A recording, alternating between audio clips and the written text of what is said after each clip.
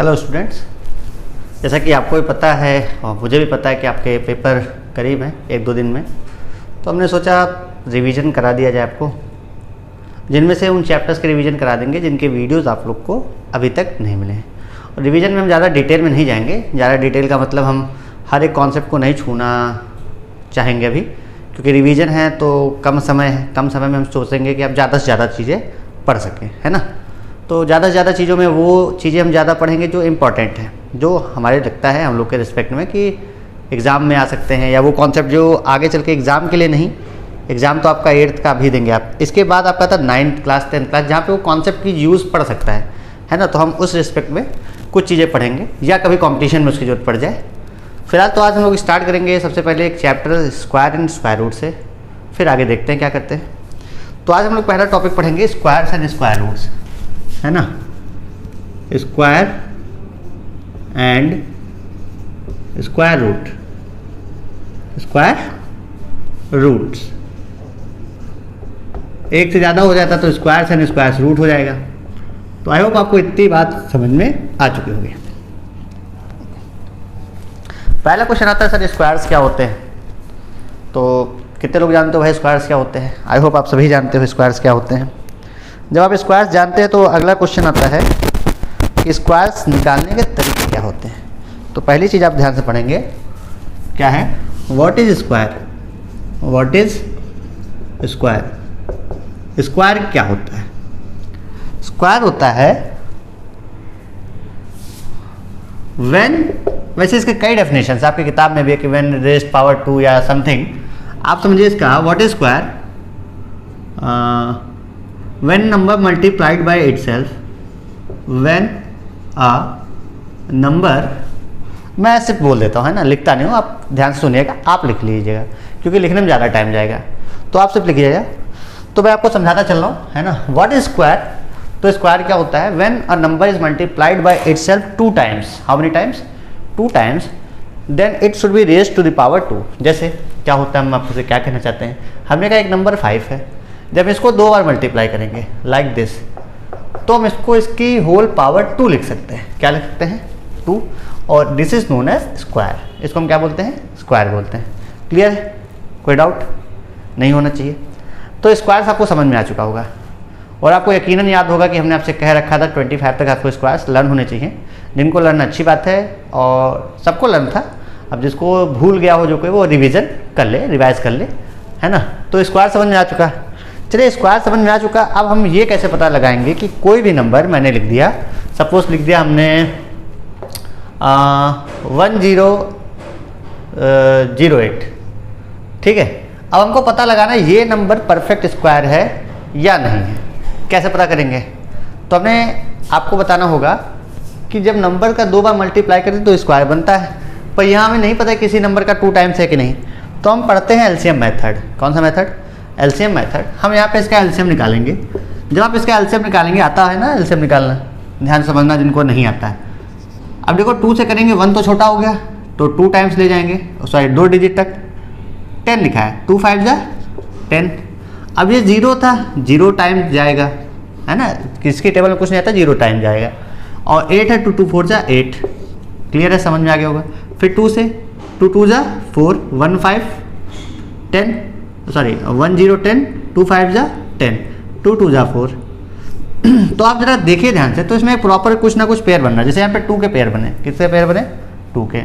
फिर हम 2 से करें तो 1 2 6, यही हुआ ना जी हाँ, 2 6 जा 12। फिर देखते 2 से 6 4। तो अब अगर ध्यान से देखिए तो ये आपका प्रॉपर डिवीजन हो रहा है, और ये कहाँ तक जा रहा है? 8 होगा, फिर 4, फिर 2, फिर 1 टाइम्स 1 2 4 8 16 32 64। कुछ तो गलत हो गया भाई, गलत हो गया, देख लेते हैं। 2 1 जा 2, 2 2 जा 4, 1 2 6 जा 12। हाँ 2 3 जा होता है, यहाँ गलती हो गई, यहाँ हो गई गलती, तो ये नीचे थोड़ा सा गलत हो गया। अब देखिए यहाँ पे जब आप ध्यान से देखें, हम एलसीएम निकालेंगे। बेसिक हमारा काम क्या है? एलसीएम निकालना। अभी देखो इनका पेयर बन रहा है, मैं पेयर बाद में भी लिख दूँ, तो इससे करें अगर तो 2 से तो जाएगा नहीं, क्यों नहीं जाएगा? अब इसके लिए आपको ध्यान रखना होगा, आपने डिविजिबिलिटी रूल पढ़नी है। हो सकता है पढ़ी हो, प्लेइंग विद नंबर्स अभी बताएंगे डिविजिबिलिटी रूल, जो लगे हाथ वो भी बता देते हैं। डिविजिबिलिटी रूल होता है जब यूनिट प्लेस पर, किस प्लेस पर? यूनिट प्लेस पर 0, 2, 4, 6, 8 आ जाए। किस प्लेस पर भाई? Unit place. यूनिट प्लेस समझते हो ना? नहीं समझते? जिसको हम कहते हैं वंस का प्लेस। कौन सा प्लेस? वंस। फिर आता है टेंस, फिर आता है हंड्रेड्स। तो ones place is also known as unit place. अगर आ जाए आपका ये नंबर तो होता है डिविजिबल बाई 2। क्या होता है? 2। 3 का क्या होता है? सम ऑफ नंबर। सम अगर डिविजिबल हो 3 से, sum of numbers, sum of numbers divisible होना चाहिए किससे? 3 से। ठीक है, इतनी बात क्लियर है। 5 का देख लीजिए, ये हमसे प्राइम नंबर्स के बता रहे हैं क्योंकि हम एलसीएम में प्राइम नंबर्स देखते हैं, तो जो हमारे काम का हम पहले वो देखते हैं। यूनिट डिजिट क्या होना चाहिए? यूनिट डिजिट आपका होना चाहिए 0 या 5। ठीक, अब आइए देखते हैं आगे, हम इस कॉन्सेप्ट पे समझते हैं। तो यहाँ पे अगर हम ध्यान से देखें तो 3 2 जा 6, 3 1 जा 3, फिर 3 7 जा 21 और 7 बच गया। तो क्वेश्चन होता है कि is this number is a prime, this is a square of number, square of some number. मतलब हिंदी में बता देता हूँ कि क्या 1008 किसी भी नंबर का स्क्वायर है, या इसको इंग्लिश में और अच्छे से कहें, is it 1008 is perfect square? Is it 1008 perfect square? क्या 1008 आपका परफेक्ट स्क्वायर है? तो अब अगर आप ध्यान से देखें तो 1008 को क्या लिख सकते हैं भाई? 2 2 2 2 3 3 7। अगर हमसे गलती हुई हो तो आप लोग जरूर बताइएगा। तो यहाँ देखिए 2 2 और 3 का पेयर बन रहा है, इनका तो पेयर बन रहा है। पेयर बनने का मतलब जब किसी भी चीज़ का 2 बार मल्टीप्लाई होता हो उसको हम कहते हैं पेयर। तो यहाँ हम लिख सकते हैं 2 की पावर 2, 2 की पावर 2, 3 की पावर 2 इंटू 7। तो देखो यहाँ पे एक खाली रह गया, एक क्या रह गया? खाली। खाली क्या मतलब? जिसका पेयर नहीं बना। तो जिसका पेयर नहीं बना इसका मतलब या तो हम उसे मल्टीप्लाई कर दें तो ये परफेक्ट स्क्वायर बन सकता है, और या तो उसे हम क्या कर दें? डिवाइड। तो इस टाइप का क्वेश्चन बनता है, what number must be divided by this to get a perfect square? तो आप 7 से डिवाइड कर देना, है ना? इस टाइप के क्वेश्चन आते हैं। फिर पूछता है what number must be multiplied to make it a perfect square? तो आप 7 से क्या कर देना? मल्टीप्लाई। तो आई होप आपको ये एक कॉन्सेप्ट स्क्वायर समझ में आ चुका हो, है ना? हमने आपसे पहले कहा हम ज़्यादा डिटेल में ना जाकर सिर्फ ऊपर ऊपर समझ लेते हैं रिवीजन में कि क्या क्या चीज़ें हमको करनी रहेंगी। अब अगला कॉन्सेप्ट आता है स्क्वायर रूट का। ठीक, स्क्वायर रूट क्या होता है? स्क्वायर रूट कितने लोग जानते हैं भाई स्क्वायर रूट क्या होता है? स्क्वायर रूट में क्या होता है हम भी देख लेते हैं, कुछ छूटा तो नहीं ऐसा जो इंपॉर्टेंट हो। किताब मेरे पास ही है। हाँ, स्क्वायर रूट क्या होता है? मान लो कोई नंबर है 144, अगर इसके ऊपर हमने अंडर रूट लगा दिया, इसको कहते हैं अंडर रूट। इसको क्या कहते हैं? Under root. अगर यहाँ पे 2 लिखा होगा तो इसको बोलेंगे स्क्वायर रूट। अगर नहीं भी लिखा है, ध्यान से देखिएगा, अगर इसके सिर्फ अंडर रूट ही लगा है, इसके ऊपर कुछ भी नहीं लगा है, तब भी ये स्क्वायर रूट ही कंसीडर होगा, है ना? जैसे 3 अपॉन कुछ ना लिखा हो फिर भी कंसीडर क्या होगा? 1। किसी का अपॉन में कुछ ना लिखा हो तो उसको हम 1 कंसीडर करते हैं। इसी तरह यहाँ पे अगर 2 नहीं लिखा तो भी हम इसको पढ़ेंगे, लेकिन अगर लिखा होगा 2 तब तो स्क्वायर रूट है। अगर मान लो या 3 लिखा हो तो इसको क्यूब रूट बोलते हैं। क्या बोलते हैं? Cube root. चलिए इतनी बात क्लियर होगी। अब आपको बता दूं कि अलग अलग स्कूल में अलग अलग चीज़ें हैं। कुछ लोग, आप लोग पढ़ते होंगे शायद, स्लट्स होते हैं, या आपने नहीं पढ़ रखा तो अभी चलिए कोई बात नहीं, हम आपको कभी क्लास में बता देंगे। तो अभी वो हमारे काम की चीज़ नहीं है, तो अभी हमको इतना समझना है। अब ये स्क्वायर रूट में दे रखा है, पूछा जाए क्या ये स्क्वायर रूट है, आप कैसे बताएंगे? तो इसके कुछ तरीके होते हैं। इसके कुछ क्या होते हैं? तरीके होते हैं। तो स्क्वायर रूट आपको समझ में आ चुका होगा कि लगा दिया स्क्वायर रूट, इसी चीज़ को बोलेंगे। स्क्वायर रूट निकालने के कुछ तरीकों में आई थिंक मुझे 2 या 3 पता है जो अभी आपकी किताब में है। पहला होता है डिवीजन मेथड, पहला ले लीजिए सब्ट्रैक्शन मेथड।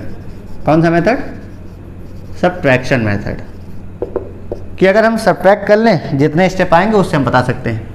दूसरा आएगा अब फैक्टराइजेशन मेथड। फैक्टराइजेशन क्या मतलब है, इनको हम फैक्टराइज करके दिखा दें। अलग अलग जगहों पे अलग अलग चीज़ें लिखी होंगी, लेकिन आपको हम समझाने में पूरी कोशिश करेंगे, ध्यान से सुनना। तीसरा है डिवीजन मेथड। कौन सा? Division method. अब हम क्या करेंगे कि स्क्वायर रूट निकालने के इन तीनों तरीकों को एक साथ समझेंगे, ठीक है। स्क्वायर रूट निकालने के तीनों तरीकों को हम एक साथ समझते हैं। अब 3 तरीके मैं बता तो दिया हूँ, देख लिया आप लोग, तो बताना तो पड़ेगा भाई। चलिए देखते हैं क्या है। तो स्क्वायर रूट में 144 का है ना, कि 144 को आपको निकालना है। पहला तरीका हमने आपको बताया कौन सा मेथड? सब्ट्रैक्शन। तो फर्स्ट मेथड से करेंगे 144। हम इसमें सब्ट्रैक्शन मेथड में क्या करते हैं, हम इसमें से ऑड नंबर्स को माइनस करते हैं। किन नंबर को? ऑड नंबर्स को। और तब तक माइनस करते हैं जब तक ये सब्ट्रैक्ट होकर के 0 ना हो जाए। अगर ये 0 हो गया तो ये परफेक्ट स्क्वायर है, नहीं होगा तो परफेक्ट स्क्वायर नहीं होगा। वैसे क्वेश्चन में आपको दिया ही जाता है कि ये परफेक्ट स्क्वायर होगा, किस नंबर का है ये आपको निकालना होता है। तो उसके लिए हम जितने स्टेप तक इसको सॉल्व करेंगे वो हमारा आंसर का पार्ट होगा। तो सबसे पहला नंबर हम लोग माइनस करेंगे 1। अब माइनस करेंगे तो आएगा 143। ये हो गया स्टेप 1। ये क्या हो गया भाई? स्टेप 1। इसके बाद जो बचेगा वो था 143। इसमें से हम माइनस करेंगे अगला ऑड नंबर। 1 के बाद अगला ऑड नंबर क्या आता है? 2 नहीं, अगला ऑड नंबर आता है 3। अब कितना आएगा भाई? 140। ये कौन सा स्टेप हो गया? स्टेप हो गया 2। कौन सा स्टेप है? 2। ध्यान से समझिएगा। अब बचा 140। इसमें से हम कितना माइनस करेंगे? हम इसमें से माइनस करेंगे 5। 5 क्यों? क्योंकि अगला ऑड नंबर क्या होता है? 5। कितना आएगा भाई? 135। ये हमारा स्टेप कौन सा हो गया? स्टेप हो गया हमारा 3। फिर अगला नंबर 135 में से ऑड नंबर 7। कितना आएगा भाई? 128। ये स्टेप कौन सा? स्टेप हो गया 4। आई होप सो आपको क्लियर होगा ये सारे स्टेप्स कैसे लिख रहा हूँ मैं, क्या है, इनके पीछे का कारण क्या है ना। 8 7 15, ठीक है। अगला है 128 माइनस 9। अगर गलत होगा तो लाइव तो चल नहीं रहा कि आप हमें बता पाएँ, खैर कोशिश करूँगा मैं सही करने की। तो ये हो जाएगा 119, ठीक है। ये स्टेप हो गया 5। मैं सीधे लिख रहा हूँ, स्टेप नहीं लिख रहा हूँ, बस नंबरिंग डाल दे रहा हूँ। अब आगे क्या है? 119 में से अब माइनस करना हमको 11। 11 क्यों? क्योंकि अगला ऑड नंबर यही होता है। अब माइनस करिए तो आएगा 108, है ना। ये स्टेप हो गया 6। फिर अब जो बचेगा, आप लोग को अब समझ में आ रहा होगा कि यहाँ पे हम इसको माइनस करते जाएंगे। कब तक? जब तक ये 0 ना हो जाए। 108 में से 13 माइनस करो, 8 5 13 95। ये हो गया स्टेप नंबर 7, ठीक। कोई डाउट नहीं होना चाहिए। अगला 95 माइनस 15। 95 माइनस 15 करेंगे आप तो कितना बचेगा भाई? 80। कितना बचा भाई? 80। ये स्टेप नंबर कौन सा था? 8 नंबर, ठीक है। इतनी बात समझ में आ चुकी होगी, कोई दिक्कत नहीं है। अब आगे करते हैं। 80 में से माइनस करेंगे अगला नंबर 15 के बाद क्या आता है? Odd number 17। 17 माइनस करेंगे तो आएगा हमारा 63। कितना आएगा? 63। ये हमारा स्टेप नंबर हो गया 9। आई होप सो आपको ये भी स्टेप क्लियर होगा। अब हमको 63 में से 19 माइनस करना है। 63 में से 19 माइनस करना है, जो कि आई थिंक आना चाहिए 44। हाँ, कितना आना चाहिए? 44। क्लियर है। अब आगे देखते हैं। 44 में से अब हमें माइनस करना रहेगा अगला ऑड नंबर 21, क्योंकि अब देखिए ऑड नंबर्स क्या हैं? 1 3 5 7 9 11 13 15 17 19 21। हम करते जा रहे हैं, कब तक? जब तक ये 0 आ जाए, है ना। 0 आना चाहिए। इसको माइनस करोगे तो आएगा 23। कितना आएगा? 23 स्टेप नंबर कौन सा था? ये 11। अब 23 यहाँ आ गया और 21 के बाद अगला ऑड नंबर आता है 23, जो कि इसको कर दिया 0। कितने स्टेप? 12 नंबर। कितने स्टेप? 12 हो गए।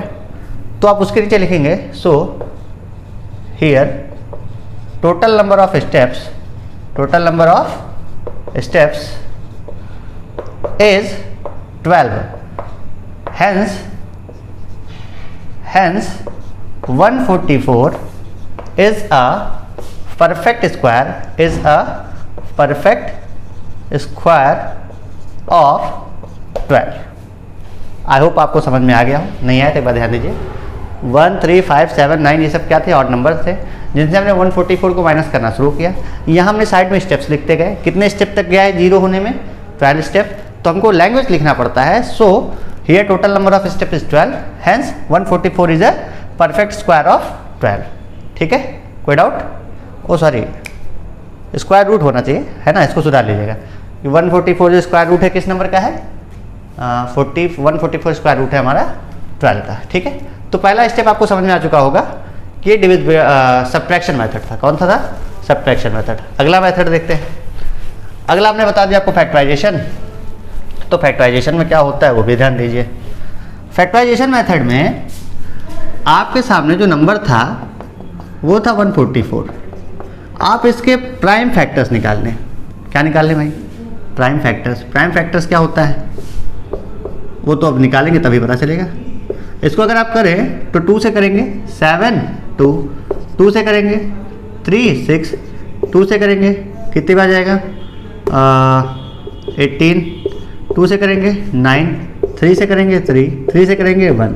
अब ये तो ऑब्वियस सी बात आपको आना चाहिए, आप 8th क्लास में है, इतना तो मैं मान के चलता हूँ आपको आता है। इनका मल्टीप्लाई करिए 2 × 2 × 2 × 2 × 3 × 3। अब आप देखिए इनके पेयर्स बन रहे हैं। इनके क्या बन रहे हैं? पेयर्स। यहाँ पे अंडर रूट होता है। क्या होता है? Under root. आप इस चीज़ को अंडर रूट के अंदर ये लिख सकते हैं कि नहीं? भाई लिखा तो उतना ही है ना, इनका मल्टीप्लाई करने में क्या आएगा 144। जब आप इसको आगे देखें तो ये लिखा है अंडर रूट में 2 का स्क्वायर इंटू 2 का स्क्वायर इंटू 3 का स्क्वायर, जो कि कितना हो जाता है भाई?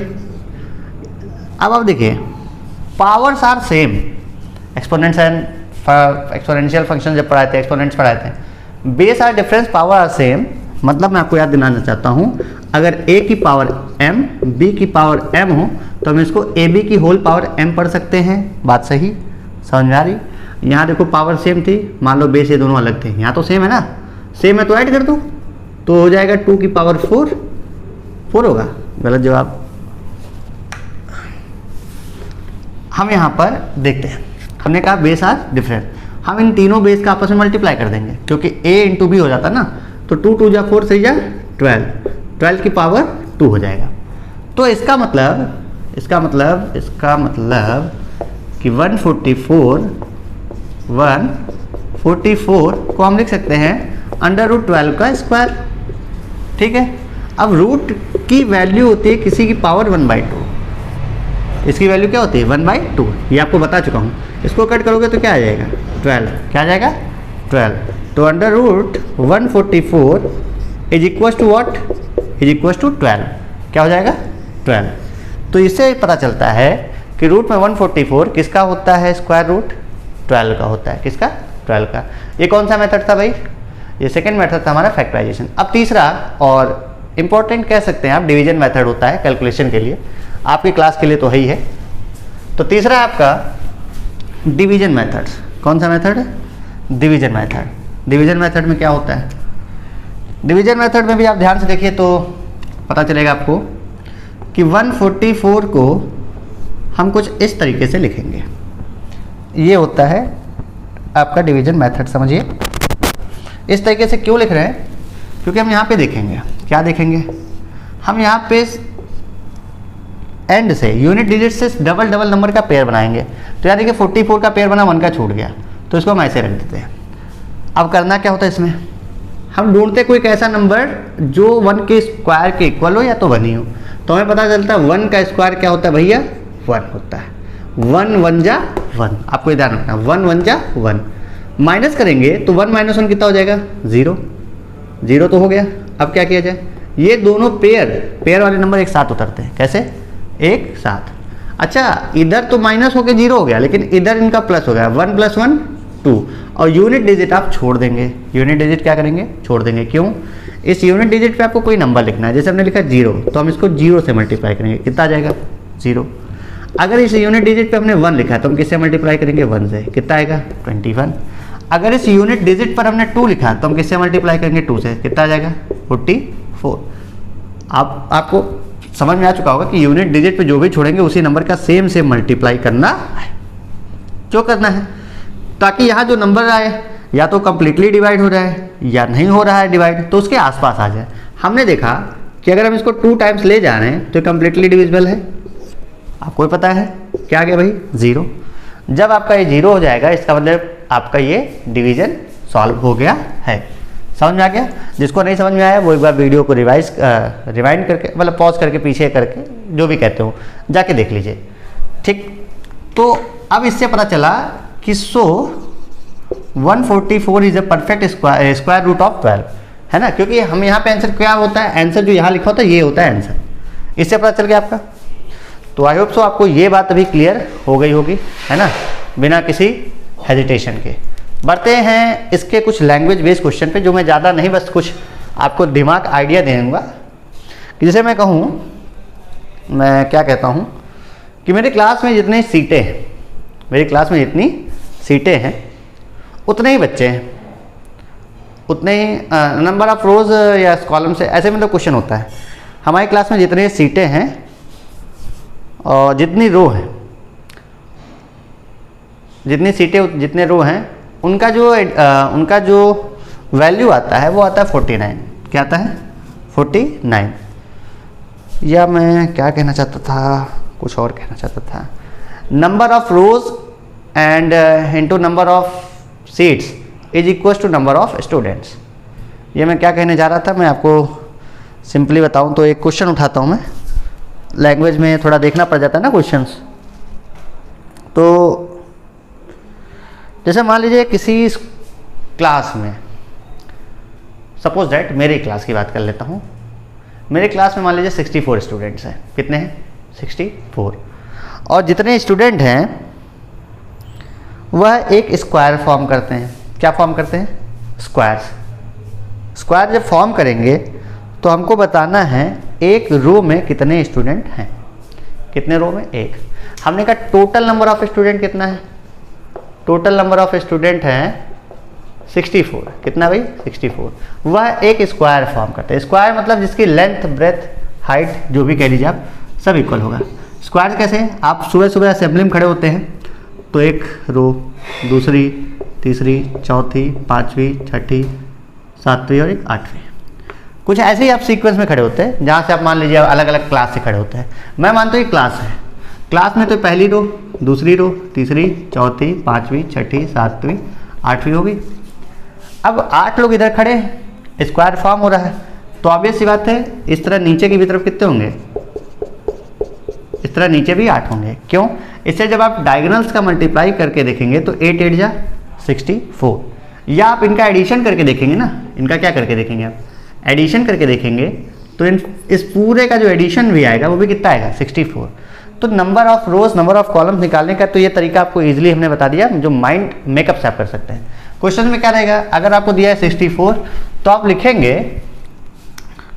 कि number of student in a row is equal to total number of all student ने 64 दे रखा है, तो number of rows equal to number of rows equal to under 64। क्यों? क्योंकि जो रो होगा वो इक्वल होगा नंबर। क्यों इक्वल होगा? क्योंकि नंबर ये स्क्वायर फॉर्म करते हैं। नंबर ऑफ स्टूडेंट जो है वो क्या फॉर्म करते हैं? स्क्वायर्स फॉर्म करते हैं। तो आपको पता होगा ये किसका होता है? 8 का होता है। किसका होता है? 8 होता तो प्लस माइनस 8 का है। आपको हमने बता दिया प्लस में क्यों लेते हैं, क्योंकि ये नंबर्स हैं और स्टूडेंट्स हैं, स्टूडेंट निगेटिव नहीं होंगे, दिए गए सेंस में आपको देखना रहेगा। तो उस तरह से हम नंबर ऑफ रोज निकाल देते हैं, है ना। इस टाइप के बहुत सारे क्वेश्चन होते हैं जिसमें आपको बेसिकली आप जाके किताब से देख लीजिएगा। तो थोड़ा आपको बस आइडिया मैं बता रहा था। अब ये हमारी तरफ से टॉपिक में इतना ही था। बाकी हम देखेंगे क्यूब्स। क्यूब में कुछ खास तो नहीं, लेकिन चलिए बता देते हैं क्यूब में क्या रहेगा। सब्ट्रैक्शन मेथड आपने पढ़ ही रखा है। क्यूब में बस आप एक चीज़ देख लीजिएगा कि जो मेथड अभी हमने आपको स्क्वायर्स में बताए हैं वो सारे मेथड, डिवीजन छोड़कर, डिवीजन तो नहीं आता, सारे मेथड सब्ट्रैक्शन का मेथड हो सकता। सब्ट्रैक्शन का अगर हो तो ठीक है, नहीं है तो जान लीजिए। डिवीजन मेथड भी गया तो प्राइम फैक्टराइजेशन मेथड देख लीजिएगा। किसी नंबर, कोई नंबर क्यूब है तो कैसे है, या परफेक्ट क्यूब है कि नहीं है, तो उसके लिए आप तरीका यही तरीके से आप देख लीजिएगा, रिवीजन रहेगा। हम बढ़ते हैं अगला टॉपिक हमारा प्लेइंग विद नंबर्स। क्या भाई? Playing with numbers. Playing with numbers. हम इसमें क्या देखेंगे, इसमें बेसिकली हम दो कॉन्सेप्ट पढ़ेंगे, दो कॉन्सेप्ट पे ज़्यादा फोकस रहेगा। दो कॉन्सेप्ट में क्या है वो आप समझिए। दो कॉन्सेप्ट में है जैसे हम डिविजिबिलिटी रूल चेक करते हैं। क्या रूल? Divisibility rule. मैं एक क्वेश्चन उठाऊंगा जिसमें सारी डिविजिबिलिटी रूल मैं मैक्सिमम कोशिश करूंगा कि चेक कर ली जाए, है ना। अब वो कैसे होगा, आपको डिविजिबिलिटी रूल लिखाया गया है। जैसे मैंने कहा क्वेश्चन है इज 410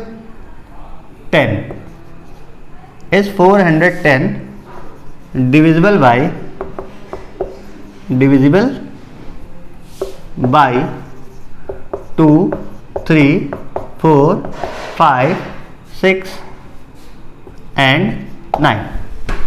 सपोज दैट ये हमारे सामने क्वेश्चन दे रखा है, ठीक है। अब इसको करने के लिए आपको 410 को हर एक नंबर से डिविजिबल करना पड़ेगा। तो पहला केस लेंगे हम 2 का।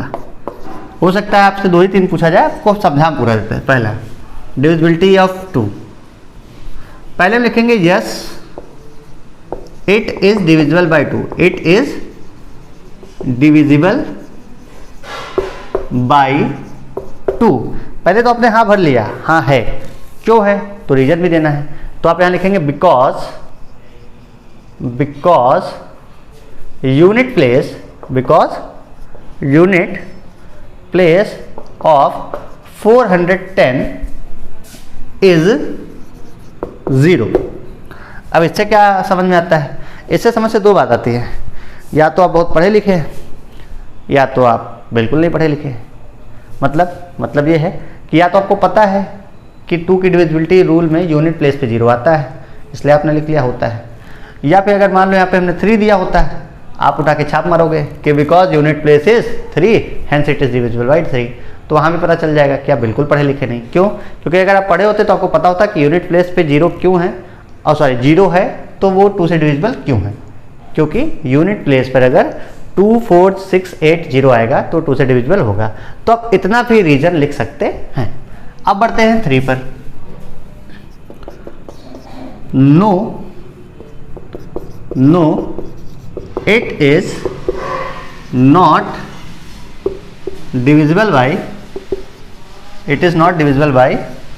3। हमने कहा ये 3 से डिविजिबल नहीं है। क्यों नहीं है? Because sum of all digits, number नहीं, sum of all digits is not divisible by, sum of all digits is not divisible by 3। तो आई होप आपको ये भी समझ में आ चुका होगा, है ना। कोई डाउट? समझ में आ गया? क्योंकि अगर इन नंबर का सम करें तो सम क्या आएगा? सम जो आएगा 4 + 1 + 0 जो कि हो जाएगा 4 + 1 5 आया ना। क्या 5 डिविजिबल होता है 3 से? तो आपका जवाब है नहीं।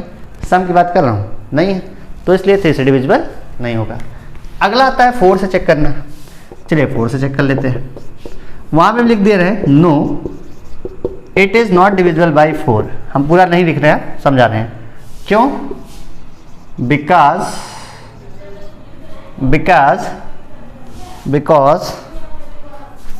फर्स्ट 2 प्लेसेस, या बिकॉज सम ऑफ यूनिट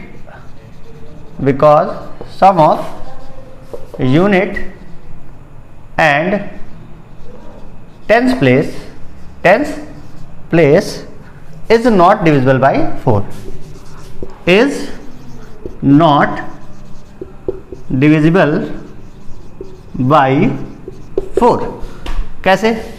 410 लिखा है, इन दोनों डिजिट का सम होगा 1 + 0 1। कितना हो जाएगा? 1। क्या 1 आता है 4 की टेबल में? नहीं आता है। तो या सम लिख दो या डायरेक्ट लिख दो कि because unit and tens place are together not divisible by 4। या सम भी कर सकते हो, वैसे आप यही लिख दो because unit place and tens place are not divisible by 4 together.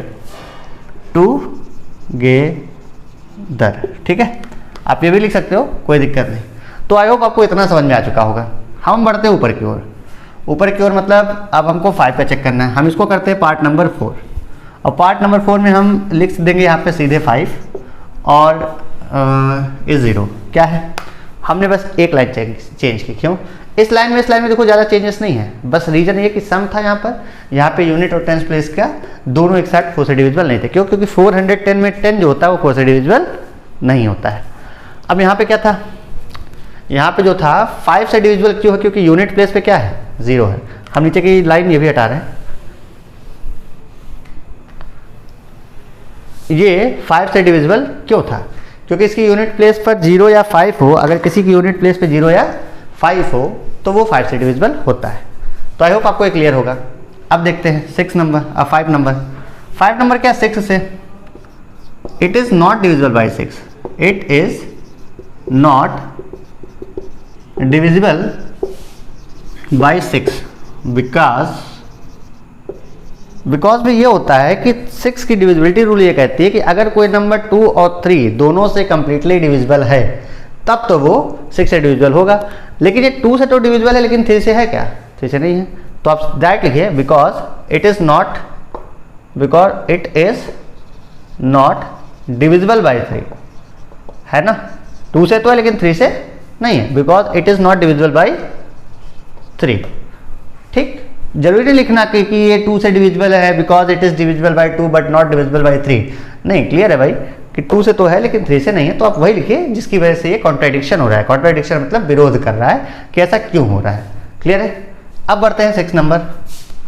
6 number में आएगा कि डिविजिबिलिटी ऑफ 9 में क्या है, it is not divisible bye 9। हमने ऐसा क्यों कर दिया, आप समझ जाइए कि लिखना वही है। बिकॉज ये 9 से डिविजिबल नहीं है। क्यों नहीं है? बिकॉज BECA राइटिंग खराब है, बस मैं जो बोल रहा हूँ आप ध्यान से समझने की कोशिश करिएगा। Because sum of all digits simply 3 वाली पूरी कॉन्सेप्ट है। जैसे 3 का होता है वैसे 9 का। Sum of all digits is not divisible by 3, is not divisible by 3। ठीक, सॉरी डिविजिबल बाय 9, क्योंकि हमको 9 से चेक करना था ना। आई होप आपको ये कॉन्सेप्ट भी समझ में आ चुका हो कि डिविजिबिलिटी कैसे चेक करनी है, तो हमको उसका रूल पता हो और रूल को कैसे हम लोग अप्लाई करते हैं। हमने इन क्वेश्चन को आपको ये समझाने की कोशिश की है कि रूल कैसे अप्लाई किया जाता है। तो आई होप आपको ये भी समझ में आ चुका होगा, है ना। क्लियर है। अब बढ़ते हैं आगे।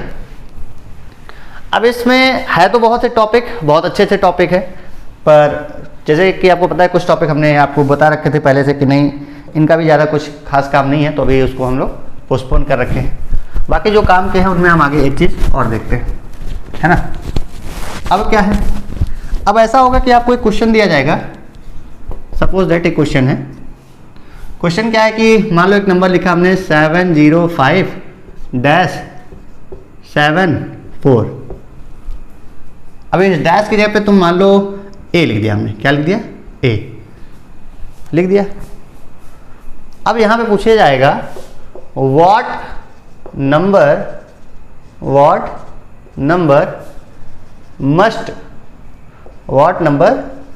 must be placed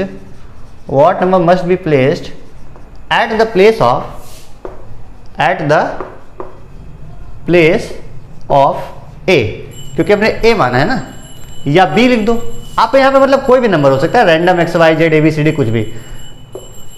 B question में कह रहा है कि हम यहाँ पे ऐसा कौन सा नंबर इस प्लेस की जगह पे यूज करें B की जगह पे, सो इट इज डिविजिबल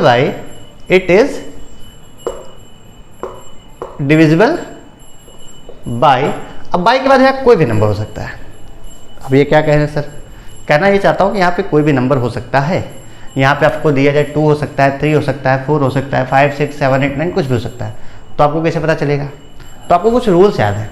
कुछ क्या याद है? रूल्स। जैसे अगर 2 का हो तो कोई फर्क नहीं पड़ता क्योंकि यूनिट प्लेस पे 4 है ना। तो वहाँ पे कोई भी नेचुरल नंबर हो सकता है। नेचुरल नंबर या होल नंबर कह लें, 0 से लेकर के 9 तक कोई भी हो सकता है, क्योंकि यूनिट डिजिट पे 4 है तो 2 से डिविजिबल होगा। सपोज यहाँ यूनिट डिजिट पे 5 होता है तो ये 5 से डिविजिबल होता है, 2 से नहीं होता है, तब तो कोई भी नंबर रख देते हैं, नहीं होता है ना। लेकिन ऐसा लिखा है तो इसका मतलब ये होगा तो कोई नंबर ले लेते हैं। तो सम वाले कॉन्सेप्ट में बचते हैं 2-3 नंबर, जैसे 6, 3, 9। तो सपोज दैट हमने यहाँ पे लिख लिया 3, क्या लिख दिया 3। तो 3 में आपको पता होगा इसको कैसे करना है, इसको आपको पता है, इसका आंसर कुछ इस तरह से होता है कि we know that divisibility of rule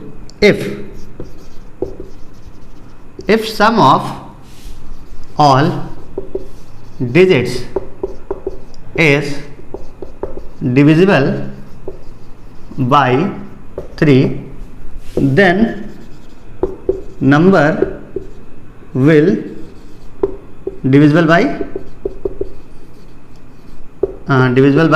3, है ना।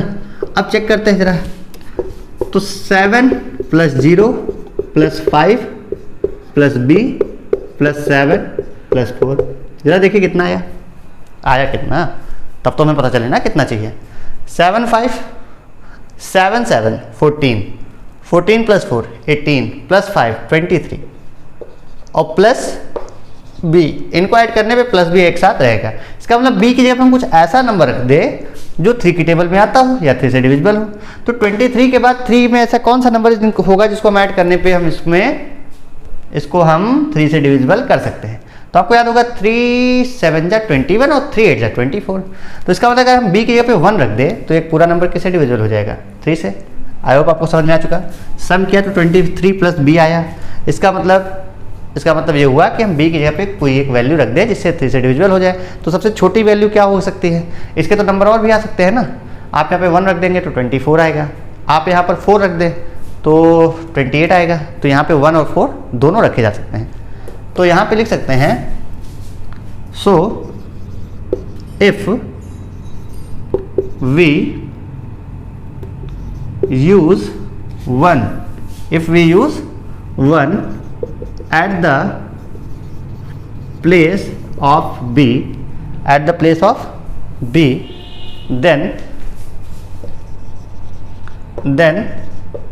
it will divisible by 3, it is divisible by 3।